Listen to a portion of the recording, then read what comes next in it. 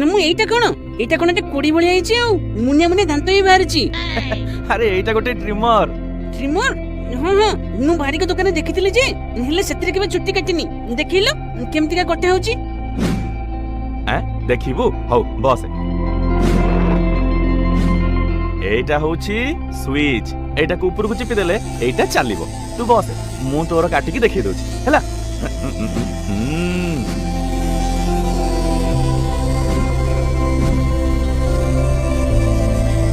বাস হয়ে গলা। এই দেখ কেতে বঢ়িয়া কাটিছি, দেখিলু?